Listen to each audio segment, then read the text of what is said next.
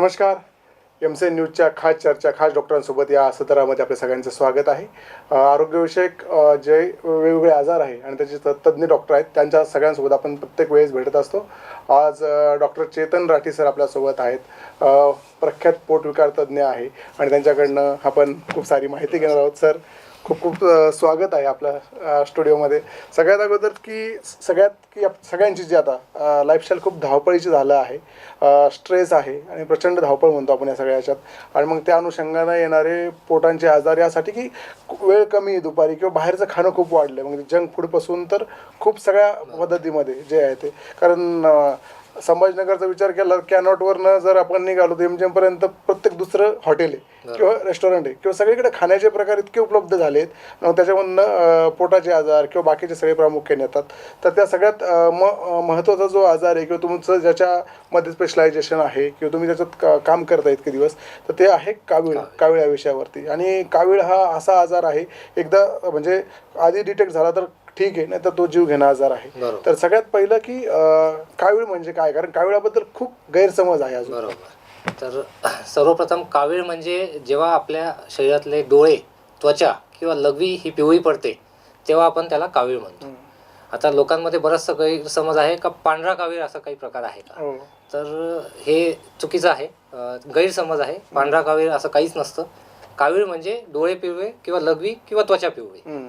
हे जेव्हा रक्तामधलं बिलिरुबिन नावाचं घटक वाढतं तेव्हा त्वचा आणि डोळे पिवळे पडतात, त्याला आपण कावीळ म्हणतो. ही जी कावीळ आहे समजा, तर सगळ्यात पहिले काय सामान्य लक्षण, तुम्ही एवढे तीन जे सांगितले, का एखाद्याला म्हणतं माझं 4 दिवस माझं पोट दुखतंय, तर कधी कधी कोणी पण म्हणतं की नाही कदाचित कावीळ असेल, चेक करून बघ. तर कावीळमध्ये जसं मी सांगितलं, डोळे आणि लघवी पिवळी होण्यापूर्वीचे काही लक्षणं असतात, ज्यामध्ये पेशंटचं पोट दुखू शकतं, उजव्या बाजूला जिथं लिव्हर असतं. पेशंटला थकवा जाणू शकतो, पेशंटला ताप, हलका हलका ताप, खाण्याची इच्छा न होणं, यासारखे लक्षणं ज्याला आम्ही प्रोड्रोमल सिम्पटम्स म्हणतो, म्हणजे कावीळ सुरू होण्याच्या पूर्वीचे लक्षणं. तर हलका ताप, थकवा, खाण्याची इच्छा न होणं आणि पोटात थोडं थोडं हलकं हलकं दुखणं, हे कावीळचे लक्षणं राहू शकतात.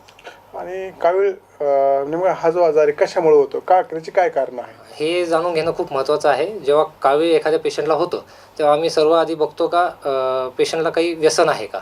जसं दारू हे खूप कॉमन व्यसन आहे पुरुषांमध्ये, तर दारूमुळे लिव्हरला इजा होऊन कावीळ होऊ शकतं. ह्या व्यतिरिक्त सामान्य जनतेमध्ये जसं तुम्ही म्हटलात की बाहेरचं खाण्यापिण्याने कावीळ होऊ शकतं, दूषित पाणी पिण्यात आल्यामुळे, तर त्याला व्हायरल हेपॅटायटिस म्हणतो आम्ही. व्हायरल हेपॅटायटिस ए आणि ई असे 2 व्हायरस आहे जे दूषित पाणी पिण्यात आल्यामुळे लिव्हरला सूज येते आणि त्यामुळे कावीळ होतो. या व्यतिरिक्त 2 व्हायरस आहे, हेपॅटायटिस बी आणि हेपॅटायटिस सी. हे रक्ताच्या संसर्गामुळं पसरतात आणि लिव्हरला डॅमेज करतात आणि ज्यामुळे कावीळ होतो. ह्या व्यतिरिक्त जर आपण बाहेरचं खानपान जास्त असेल, ॲक्टिव्हिटी काही नसेल, तर ओबेसिटी म्हणजे लठ्ठपणा, ह्यामुळे पण लिव्हरला सूज येऊन कावीळ निर्माण होऊ शकतो. ह्याच्या पलीकडं काही औषधं असतात, जसं पेन किलर आहेत, काही लिव्हरला डॅमेज करणाऱ्या गोळ्या असतात, त्यामुळे पण कावीळ होण्याची शक्यता असते. तर तो कुठला कावीळ आहे ते तुम्ही कसं ओळखता? हे आम्ही पेशंटची क्लिनिकल हिस्ट्री घेऊन, जसं एखादं लहान बाळ आहे त्याच्यामध्ये पण कावीळ आपण बऱ्याच वेळा बघतो, तर त्याला फिजिओलॉजिकल जॉन्डिस म्हणतो, म्हणजे तो आपोआप बरा होणारा कावीळ असतो. ज्या पेशंटला वयस्कर आहे, वयोवृद्ध आहे, अशा पेशंटमध्ये लिव्हरमध्ये गाठ असण्याची शक्यता असते किंवा पित्ताशयाची जी नळी असते, गॉल ब्लॅडर असतं, त्याच्यामध्ये जर गाठ असेल तर त्याच्यामुळे पण कावीळ होऊ शकतो. एखादा पेशंट खूप वर्षांपासून दारू पित आहे किंवा खूप वर्षांपासून लठ्ठ आहे आणि शुगर आहे, ज्याच्यामुळे जसं किडन्या खराब होतात तसं लिव्हरही खराब होतं, तर त्यांना लिव्हर सिरोसिस होतं, त्यामुळे पण कावीळ होऊ शकतं. तर हिस्ट्री, पेशंटची माहिती हे बघून आम्ही ठरवतो का कुठल्या प्रकारचं कावीळ राहण्याची शक्यता आहे. आणि कावीळ झाला आहे जो त्याच्यानंतर त्याचे डोळे पिवळे आणि का होतात किंवा त्वचा पिवळी का होती? जसं मी सांगितलं, रक्तामध्ये एक घटक असतं बिलिरुबिन. हे लिव्हरचं काम असतं ह्या बिलिरुबिनला रक्तामधून क्लिअर करणं. जेव्हा लिव्हरला सूज येते काही कारणामुळे जे आपण सांगितले, तेव्हा ते घटक रक्तामधून क्लिअर होत नाही आणि मग ते त्वचा आणि डोळ्यामध्ये जाऊन जमा होतं आणि लघवी वाटे ते क्लिअर होतं थोडंफार, म्हणून लघवी पिवळी होते त्वचा आणि डोळे पिवळे होतात, ते बिलिरुबिन नावाच्या घटकामुळे. म्हणून तुमचा जर कावीळ झाला आहे तर ते हे असं आहेच का, म्हणजे ते पिवळं होणारच का, तर तसा कावीळ पसरू शकत नाही? जोपर्यंत पेशंटचे डोळे पिवळे नाही आहे तोपर्यंत आपण त्याला कावीळ म्हणत नाही. ओके. म्हणूनच पांढरा कावीळ असं काही हा म्हणजे नाही असं खूप सारा गैरसमज आहे. म्हणजे अशक्तपणा आला, 3 दिवस ताप आला, कदाचित त्याला जात नाही, नौशा झाला, तर ते सगळ्यात पहिलं म्हटलं जातं की नाही का ते दिसत नाही असा कावीळ झाला असं, पांढरा कावीळ असं. बिलकुल नाही, ते गैरसमज आहे. बरं. त्याच्यातून जर पिवळा कावीळ आहे किंवा दिसतोय कावीळ, पिवळा म्हणण्यापेक्षा दिसतोय, त्यावेळी डॉक्टरांकडे येतात. पण पांढरा कावीळ आहे असं समजल्यावरती मग वेगवेगळ्या ठिकाणी जाऊन जडीबुटी जी औषधं टाकल्या जातात, म्हणजे कानावटी टाकणारे औषधं असतील किंवा तोंडावटी घ्यायची औषधं असतील, जे आहे, तर त्याचा काही फरक असतो की काय? हे सायंटिफिकली कुठंच प्रूव्हन नाही आहे. 99% कावीळ आपोआप बरा होणारा असतो. जे मी तुम्हाला सांगितलं, हेपेटायटिस ए, हेपेटायटिस ई, हे 2 जे व्हायरस आहे ते शरीराची प्रतिकारशक्ती चांगली असली तर ते शरीरातून आपोआप क्लिअर होतात. बॉडीच त्याचं क्लिअरन्स करते. तर तुम्हाला फक्त सपोर्टिव्ह ट्रीटमेंट लागते. म्हणजे खायची इच्छा नसते तर आम्ही त्यानुसार थोडी खायची इच्छा वाढवावी, उलट्या न व्हाव्या ह्याकरता मेडिसिन देतो. हे जे काही बाकीचे उपचार आहेत ते सायंटिफिकली प्रूव्हन नाही आहे. तर आम्ही त्याला कधीच रेकमेंड करणार नाही. आमच्याकडे बरेच असे पेशंट येतात का कावीळ जो बरा होणारा असतो त्याच्यामध्ये असे जर काही झाडपाल्याची असं घेतल्यानंतर कावीळ पुन्हा वाढायला चालू होऊन जातो आणि मग पेशंटचं लिव्हर फेल होतं आणि पेशंट कधी कधी दगावतोही. ओके.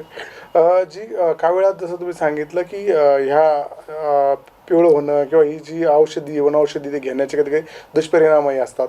पण त्याचबरोबर जी कावीळाचे असं पण काही प्रकार आहे का, लहान मुलांना जन्मजात बालक आहे, नवजात बालक आहे, त्यांना होणार काही वेगळा कावीळ असतो किंवा प्रौढ म्हणजे एक वयस्कर माणसं आहे त्यांना होणार वेगळा असतो, असं काही वयानुसार आहे ना कावीळ वेगवेगळा राहू शकतो. जसं नवजात शिशूला कावीळ जेव्हा होतो त्याला फोटोथेरपी देण्यात येते. निळ्या रंगाच्या बॉक्समध्ये ठेवतात, बॉक्समध्ये ठेवतात आणि त्या फोटोथेरपीने जे लिव्हर पूर्णपणे विकसित नाही झालंय त्या दरम्यान ते फोटोथेरपीमुळे ते बिलिरुबिन घटक कमी होतो आणि कावीळ कमी होतो. तर नवजात शिशूमध्ये जो कावीळ असतो त्याला आम्ही फिजिओलॉजिकल जॉन्डिस बऱ्याच वेळा म्हणतो, जो युजली हार्मलेस असतो अनलेस की त्याचं बिलिरुबिनचं प्रमाण खूप एका प्रमाणाच्या वरती गेलं तर ते मेंदूमध्ये जाऊन डॅमेज करू शकतं, म्हणून फोटोथेरपी करावं लागते.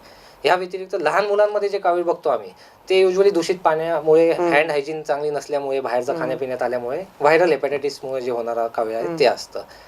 प्रौढांमध्ये जे बघतो आम्ही ते असतं व्यसनांमुळे, जसं दारू एक व्यसन आहे, लठ्ठपणा आहे, ॲक्टिव्हिटी काही नाही आहे, बाहेरचं खानपान जास्त आहे, तर ते कावीळ ओबेसिटी रिलेटेड किंवा दारूच्या व्यसनामुळे होऊ शकतं. आणि वयोवृद्ध जे पेशंट असतात त्यांच्यामध्ये कॅन्सरचं प्रमाण जास्त असतं. वय हे कॅन्सर करता काय म्हणतो रिस्क फॅक्टर आहे. तर अशा पेशंटमध्ये लिव्हर सिरोसिस म्हणजे खूप वर्षांपासून काही आजार होता आणि त्याच्यामुळे लिव्हर त्यांचं खराब झालं आहे, तर ह्या कारणांमुळे कावीळ होण्याची शक्यता वयोवृद्धांमध्ये असते.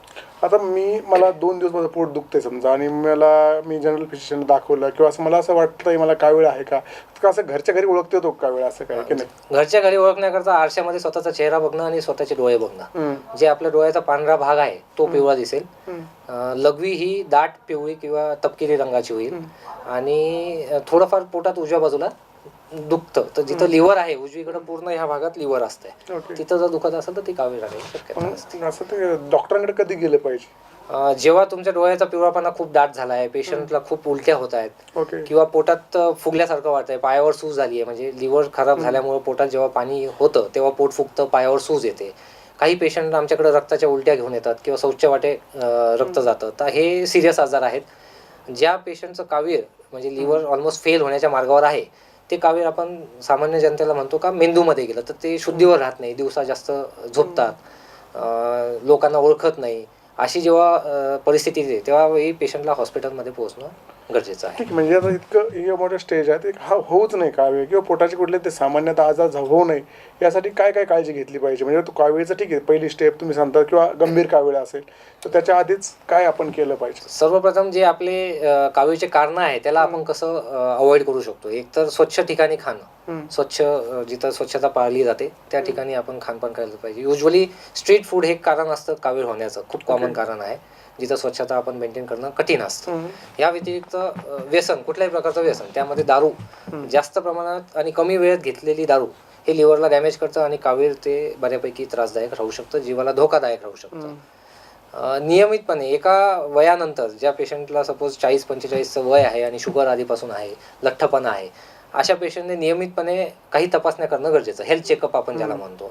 त्यामध्ये लिव्हर फंक्शन टेस्ट, जसं आपण किडनीचे रक्ताचे तपासण्या करतो त्यामध्ये ही लिव्हर फंक्शन टेस्ट नावाची तपासणी असते, ती नियमितपणे करत राहणं गरजेचं, साधारणतः वर्षातून 1 वेळा 2 वेळा तरी करणं गरजेचं. आणि जर ह्या रिपोर्टमध्ये काही खराबी येत असेल तर पोटाची सोनोग्राफी ही एक उत्तम सोपी तपासणी जी आजकाल बऱ्याच पेरिफेरल सिटीमध्ये गावखेड्याच्या जवळपास तालुका लेवलवर पण उपलब्ध आहे. तर सोनोग्राफीमध्ये आपल्याला कळतं का लिव्हरला काही सूज आलेली आहे का नाही आहे, रक्ताच्या रिपोर्टच्या व्यतिरिक्त. बरं. आणि जर असं वारंवार असं म्हणजे तुम्ही रक्ताच्या तपासण्या आपण केल्या आहे ज्या मेडिकलमध्ये सगळ्यांच्या केल्या जातात, बरोबर. LFTमध्ये किंवा तुमच्या सोनोग्राफीमध्ये काही जर बदल आढळले तर त्याच्यावरून तुम्ही ठरता का म्हणजे एकदा कावीळ झाल्यावरती परत होत नाही किंवा नियमित होऊ शकतो? एकदा कावीळ झाल्यावर परत होत नाही असं नाही आहे. ज्या पेशंटला सपोज लिव्हरला डॅमेज ऑलरेडी सुरू झालेला आहे त्यांना पुन्हा पुन्हा कावीळ होण्याची शक्यता असते. ते होऊ नये म्हणून आपण वेळेवर काही ट्रीटमेंट चालू करू शकतो. जसं आता आपण उदाहरण घेऊया हेपॅटायटिस बी. ओके. हे जे व्हायरस आहे, हे व्हायरस आपल्या ह्या भागात आणि भारतामध्ये खूप जास्त प्रमाणात आढळलं जातं. आधीच्या काळात गव्हर्नमेंटचं हेपॅटायटिस बीचं व्हॅक्सिन कंपल्सरी नव्हतं, पण आता मागच्या 10-15 वर्षापासून गव्हर्नमेंटने ते कंपल्सरी केलेलं आहे. म्हणजे नवजात शिशूला आता ते व्हॅक्सिन देण्यात येतं. हे एकच लिव्हरचं आजार आहे जे व्हॅक्सिन प्रिव्हेंटेबल आहे. म्हणजे त्याची जर लस घेतली तर ते लिव्हर डॅमेज होणार नाही, हेपॅटायटिस बीचा संसर्ग होणार नाही. अमिताभ बच्चन सारख्या माणसाला हेपॅटायटिस बी आजार आहे, ते आपले हेपॅटायटिस बीचे भारतात अँबॅसेडर आहे त्याच्याबद्दल जनजागृती करण्याकरता. तर हे कोणालाही होऊ शकतं. हे युजली आईपासून मुलांना पसरतं, रक्ताच्या द्वारे कॉन्टॅक्ट झाल्याने हे पसरतं आणि संबंधाने म्हणजे नवऱ्यापासून बायकोला, बायकोपासून नवऱ्याला होण्याची शक्यता असते. तर ह्याची जर आपण लस घेतली वेळेवर, 3 डोस असतात, ती लस घेतली तर हा व्हायरस शरीरात लिव्हरला डॅमेज करू शकत नाही. तर असे काही गोष्टी आहेत जे तुम्ही जेव्हा डॉक्टरशी सल्ला घेतात तेव्हा आपण त्याला पेशंटला आम्ही रेकमेंड करतो. सपोज आपल्या घरात कोणी हेपॅटायटिस बी आहे, पॉझिटिव्ह आहे, तर त्याच्या आम्ही सगळ्या नातेवाईकांना सांगतो का तुम्ही सगळ्यांची तपासणी करून घ्या. जे निगेटिव्ह आहेत त्यांना लस घ्या आणि जे पॉझिटिव्ह आले त्यांना जर वेळेवर आपण ट्रीटमेंट चालू केली, त्याला एक गोळी असते रोजची, एक गोळी दिली तर ते लिव्हरला पुन्हा डॅमेज करत नाही. ह्या व्यतिरिक्त पित्ताशयाचे खडे आहेत. सपोज पित्ताशयाच्या खड्यांमुळे पण कावीळ होतो. पित्ताशयाचा खडा जर पित्ताशयाच्या नळीमध्ये अटकला तरी सुद्धा कावीळ होतो. तर आता ते खड्यांचं आपण वेळेवर जर ट्रीटमेंट घेतली, ज्यांना त्रास आहे त्यांना पित्ताशयाचं सर्जरी लागते. आम्ही रेकमेंड करतो का गॉल ब्लॅडर तुमच्या पित्ताशयाच्या खड्याने खराब होत आहे, ते त्रास देत आहे. तर अशा वेळेस जर वेळेवर सर्जरी झाली तर कॉम्प्लिकेशन होत नाही, कावीळ होत नाही. काही रक्ताचे आजार असतात ज्याच्यामुळे कावीळ होतो. म्हणजे रक्त जर जास्त नष्ट होत असेल तर बिलिरुबिन नावाचं घटक रक्तामध्ये वाढतं, लिव्हरच्या कॅपॅसिटीच्या पलीकडे ते वाढतं, त्याला आम्ही हिमोलिटिक जॉन्डिस म्हणतो. तर हे रक्ताच्या आजारामध्ये काही ट्रीटमेंट असते जे रक्ताचे स्पेशलिस्ट करतात आणि मग ते वारंवार कावीळ होत नाही. हेपॅटायटिस बी टाळावा किंवा त्याची काय वेगळी लक्षणं आहे, त्यासाठी काय वेगळं असं काळजी घेतली? हेपॅटायटिस बी हे खूप संसर्गजन्य व्हायरस आहे. म्हणजे सपोज आधीच्या काळात गावात जे ब्लेड वापरायचे, शेविंग करता जे ब्लेड वापरायचे, किंवा आधीच्या काळात जे ग्लास सिरिंजेस वापरायचे, डॉक्टर्स जे निडल्स वापरायचे ते ग्लास सिरिंजेस राहायचे, ते आता सगळं डिस्पोजेबल झालं आहे. तर युजली आम्ही जी काळजी घेण्याचं काम असतं, जर घरात एक मेंबर पॉझिटिव्ह आहे तर बाकीच्या घरच्या मेंबरला व्हॅक्सिन देणं हे खूप महत्त्वाचं. It is 100% vaccine preventable disease. म्हणजे 100% व्हॅक्सिन घेतल्यानंतर तुम्हाला तो आजार होणार नाही जर वेळेवर ते व्हॅक्सिन घेतलं तर. त्याचं डिटेक्शन कावीळ साधा कावीळ नाही, हेपॅटायटिस बी डिटेक्शन सोपं आहे का? सोपं आहे, साधी तपासणी आहे. प्रत्येक गाव खेड्यात शहरात सगळीकडे होते. बऱ्याचशा गव्हर्नमेंटच्या लॅब्समध्ये होते, आजकाल तर सगळीकडे ते अवेलेबल आहे. साधी तपासणी, एक रक्ताचा सॅम्पल देणं आणि ती तपासणीमध्ये कळतं, त्याच्यामध्ये कळतं आणि त्याच्यावर तुम्ही ते घेऊ शकता. हां.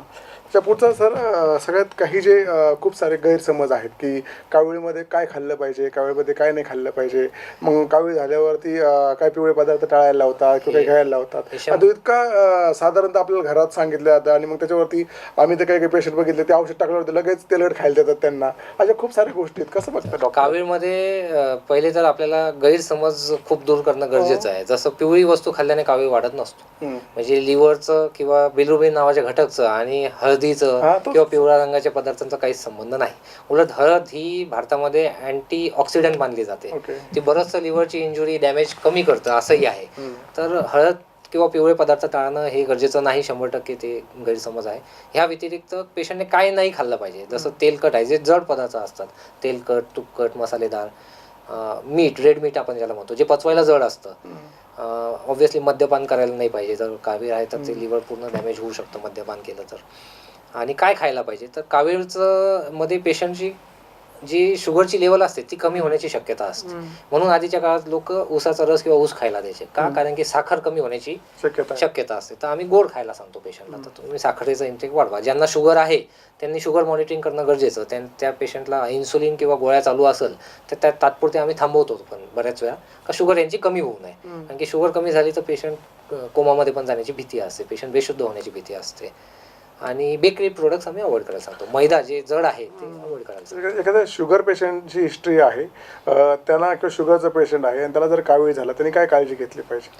शुगर मॉनिटरिंग खूप महत्त्वाची होऊन जाते ह्या पेशंटमध्ये, कारण की पेशंटने सपोज त्याचा रुटीन डोस घेतला आणि रात्री तो झोपी गेला तर रातोरात पेशंटची शुगर डाऊन होऊ शकते आणि ती पेशंटला लक्षात पण येणार नाही का पेशंट सकाळी झोपेतून उठलाच नाही असं होऊ शकतं. तर शुगरच्या पेशंटला कावीळ जे एक शुगर कंट्रोल, शुगर चेक करत राहणं किंवा डोस ॲडजस्ट करणं गरजेचं. आणि दुसरं, शुगरच्या पेशंटमध्ये कावीळचे कारणं खूप लिमिटेड असतात, तर त्यांचं लिव्हर खराब आहे का नाही हे बघणं गरजेचं. लिव्हरच्या डॅमेजमुळं हे कावीळ झालं आहे का हे बघणं गरजेचं.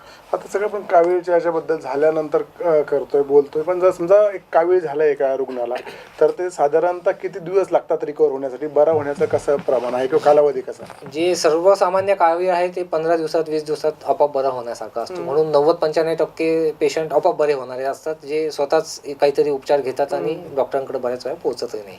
5 ते 10% लोकांमध्ये कॉम्प्लिकेशन होण्याची भीती असते, त्या पेशंटला आपल्याला ट्रीटमेंट द्यायची गरज पडते. आणि जे कावीळ लिव्हरच्या खराबीमुळे आहे, सपोज त्यांचं लिव्हर सिरोसिस आहे किंवा लिव्हर फेलियर आहे, तर अशा पेशंटला बऱ्याच वेळा कावीळ कमी करण्याकरता आम्हाला लिव्हर ट्रान्सप्लांटही करावं लागतं. तर आम्ही लिव्हर ट्रान्सप्लांटचा सल्ला देतो, व यांचं लिव्हर काम नाही करत आहे, आता कावीळ कमी नाही होत आहे, तर लिव्हर ट्रान्सप्लांट हा एक पर्याय असतो. आणि कावीळ आणि लिव्हरचं कॅन्सर यांचा काही संबंध आहे का? तो काय? लिव्हरचं कॅन्सरमध्ये काय होतं, लिव्हरचं फंक्शन कॉम्प्रोमाइज होऊन जातो. ती गाठ जशी जशी वाढते तसं लिव्हरचं जे काम आहे कावीळला कंट्रोलमध्ये ठेवणं, बिलिरुबिन नावाचा घटक कमी ठेवणं, तर जेव्हा हे लिव्हर काम नाही करत तेव्हा मग कावीळ वाढत जातं. आणि लिव्हर कॅन्सर जसं हेपॅटायटिस बी एक कारण आहे कावीळ करतात, तसंच हेपॅटायटिस बीमुळे लिव्हरचं कॅन्सरही होतं. तर हे सगळं इंटरलिंक्ड आहे. लिव्हरच्या ज्या आजारामध्ये लिव्हरची कॅपॅसिटी कमी होते त्यामुळे कावीळ होतं. बाकीचे काही जे तुम्ही गोळ्यांबद्दल बोलत होतात, काही गोळ्यांबद्दल अशी कुठली औषधं आहे का जी समजा एखाद्या दूषित खाण्यात नाही आलं, दूषित पिण्यात नाही आलं किंवा दारू पिण्याचं प्रमाण कमी आहे, पण अशा कुठल्या मेडिसिन आहे की त्या मेडिसिनमुळे कावीळ होऊ शकतो? खूप कॉमनली जे घेण्यात येतं ते आहे पेन किलर. ओके. आपण आजकाल पेन किलर आमच्याकडे पेशंट ओव्हर द काउंटर आपल्याकडे भेटतं. तर काय ते डोलोच्या गोळ्या अशा कॅन्डी सारख्या? येस, तर पेन किलर गोळ्याने असं होऊ शकतं. पॅरासिटामॉल पॉइझनिंग एक असतं, जे जास्त प्रमाणात पॅरासिटामॉल जर घेण्यात आलं, ओव्हरडोस झाला तर त्याच्याने लिव्हर फेलियर होऊ शकतं. भारतामध्ये उंदीर मारायचं औषधही कॉमनली भेटलं जातं. आमच्याकडे लहान लेकरं येतात किंवा लहान मुलं येतात ज्यांनी चुकून उंदीर मारायची वडी खाल्ली आणि त्यांना कावीळ होतो, लिव्हर फेल होतं. अशा वेळेस लिव्हर बदली करायची वेळ येते. तर जे येलो फॉस्फरस आहे उंदीर मारायच्या औषधामध्ये, त्यामुळे पण कावीळ होतो. तुमच्या एकूण प्रॅक्टिसमध्ये असं काही आढळलं आहे का? म्हणजे ग्रामीण आणि शहरीचं जे कावीळ होण्याचं प्रमाण आहे त्यात काही असं तफावत आहे की सारखेच रुग्ण आहे? नाही, ग्रामीण भागात कारणं वेगळे. ग्रामीण भागात जे कावीळ होतं ते युजली पुअर हायजीन आणि दूषित पाण्यामुळे होतं. आणि जे शहरी भाग आहे त्याच्यामध्ये लोकांच्या खानपानाच्या सवयी, व्यसन आणि लठ्ठपणा म्हणजे इनॅक्टिव्हिटी, तर ते कारण जास्त आहे. आपण डाएटवर बोललो, होऊ काय नाही यासाठी बोललो, तर आता या सगळ्या कावीळच्या कावीळ होऊ नये किंवा विशेषतः पोटाची काळजी झाली, कुठले एक्सरसाइज केले पाहिजे, काय केलं पाहिजे, व्यायामाकडे जनरल एक्सरसाइज करायला पाहिजे. हफ्त्यातून किमान 4 वेळा तरी 20 मिनिट एक्सरसाइज केली पाहिजे, ज्याने तुम्हाला घाम येईल, शरीरातलं जे फॅट आहे ते बर्न होईल आणि लिव्हरमध्ये चरबी जमा होणार नाही. लिव्हरमध्ये जेव्हा चरबी जमा होते त्याला आपण फॅटी लिव्हर म्हणतो. आणि ते जगभरात एक प्रमुख कारण आहे लिव्हर खराब होण्याचं, लिव्हर सिरोसिस होण्याचं आणि पुढे जाऊन कावीळ होण्याचं. फॅटी लिव्हर काय असतं? ग्रेड 1, ग्रेड 2, ग्रेड 2 म्हणजे सगळ्यांना फॅटी लिव्हर आहे, काय असतं फॅटी लिव्हर? म्हणजे काय, तुमच्या शरीरामधली जी रक्तातली चरबी आहे ती जास्त प्रमाणात आहे आणि ती कुठे ना कुठे जाऊन जमा होणार. तर ते लिव्हर एक ऑर्गन आहे ज्याच्यामध्ये जमा होते, जे दिसतं सोनोग्राफी. रिव्हर्स होतं का? रिव्हर्स होतं, 100% रिव्हर्स होऊ शकतं जोपर्यंत ते सिरोसिस नाही झालंय. फॅटी लिव्हर जर तुम्ही डाएट कंट्रोल केलं, एक्सरसाइज केलं, तुमचं खानपान सुधारलं, तुमची लाईफस्टाईल सुधारली, तर ते पूर्णपणे नॉर्मल होऊ शकतं. की आपण मागच्या काही प्रश्नानंतर की आरोग्य सांभाळताना किंवा विशेष करून पोटाचं आरोग्य सांभाळताना ज्या काही खास सवयी आहे, ज्या काही चांगल्या पाळायच्या आणि काही टाळायच्या, त्यावरती मद्यसेवन एक जनरली कावीळासाठी कारण राहिलं आहे. आणि खूप सारं गुगलला जे सर्च केलं जातं की किती प्रमाणात मद्य घेतलं पाहिजे आणि इतकं मद्य घेतल्याने काय होतं, आज खूप सारं केलं जातं. आणि तरुणाई जी आहे किंवा एक यंगस्टर्स आहेत बऱ्या प्रमाणात, म्हणजे त्या काळात त्यांच्याकडनं मद्याचं सेवन होतं. तर तुम्ही या सगळ्याकडे कसं बघतात, कावीळ आणि मद्यपान? तर ॲज अ गॅस्ट्रोएंटरोलॉजिस्ट आणि लिव्हर स्पेशलिस्ट, मी पोटविकार तज्ज्ञ म्हणून कुठल्याही पेशंटला तर एक थेंबही दारू घेऊ नका असा सल्ला देतो. कारण की दारू जेव्हा घ्यायला एखादा व्यक्ती बसतो त्या वयात कंट्रोल करणं खूप कठीण असतं. तुम्ही जेव्हा कमी वेळेत जास्त प्रमाणात दारू घेतात तेव्हा आमच्याकडे काही पेशंट असे आहेत का एक रात्र दारू घेतली आणि दुसऱ्या दिवशी पँकॅटायटिसच्या अटॅकाने ते गेलेत. तर कमी वेळेत जास्त प्रमाणात जर दारू घेण्याचा चान्स आहे तर त्या गोष्टीने लिव्हरला इजा होण्याचे, पँक्रियासला इजा होण्याचे चान्सेस जास्त आहेत. तर पोटविकार तज्ज्ञ म्हणून आम्ही एक थेंबही दारू घेऊ नका असाच सल्ला देणार. काविळाचं आणि पॅनक्रियाजवरती आपलं बोलायचं राहिलं थोडंसं, त्यांचा काय संबंध आहे? म्हणजे काविळामध्ये जसं लिव्हरला काही त्रास होतो, पॅनक्रियाच्या क्रियेवरती पण काही फरक पडतो? रादर दॅन लिव्हरच्या आजारामुळे कावीळ होतो तसंच पँक्रियाचे काही आजार असतात ज्याच्यामुळे जी पित्त नलिका असते, लिव्हरचं जे एक प्रवाह असतं तो ब्लॉक होऊ शकतो. पँक्रियाच्या कॅन्सरमुळे होऊ शकतो, पँक्रियाच्या सुजेमुळे, पँक्रियाटायटिसमुळे पण तो प्रवाह ब्लॉक होऊ शकतो आणि त्यामुळे कावीळ होतो. तर ॲज सच डायरेक्ट रिलेशन नाही आहे का पँक्रियासच्या आजारामध्ये कावीळ होणारच. जे ॲनॅटॉमिकल जे स्ट्रक्चरल डॅमेज होतं त्या गोष्टीमुळे कावीळ होण्याची शक्यता असते. आणि दारूमुळे लिव्हर आणि पँक्रियास या दोन्ही गोष्टींवर इजा होण्याची शक्यता असते, म्हणजे डॅमेज होण्याची शक्यता असते. नाही, आता हा तर गमतीचा प्रश्न आहे, पण खूप साऱ्या वेळेस विचारला जातो किंवा डॉक्टरांना विचारलं जातो, गुगल केलं जातं की विस्की पिली पाहिजे, बियर पिली पाहिजे, वाईन पिली पाहिजे किंवा ब्रिझर पिली पाहिजे, या सगळ्या मद्यांकडे. ह्यापैकी मी तर काहीच घेत नाही म्हणून माझं नॉलेज कमी आहे, पण आम्ही जे पुस्तकात वाचलेलं आहे त्यामध्ये बियरचं जे अल्कोहोल कंटेंट आहे पर्सेंटेज ते कमी आहे. 5%, 10% ह्या रेंजमध्ये आहे. जे हार्ड विस्की, रम त्याचं कंटेंट जे असतं ते 40 to 45% पर्यंत जातं. तर जेवढं कॉन्सन्ट्रेशन जास्त तेवढं डॅमेज होण्याचे चान्सेस जास्त, तेवढं त्याची हानी होण्याची चान्सेस जास्त. नक्कीच.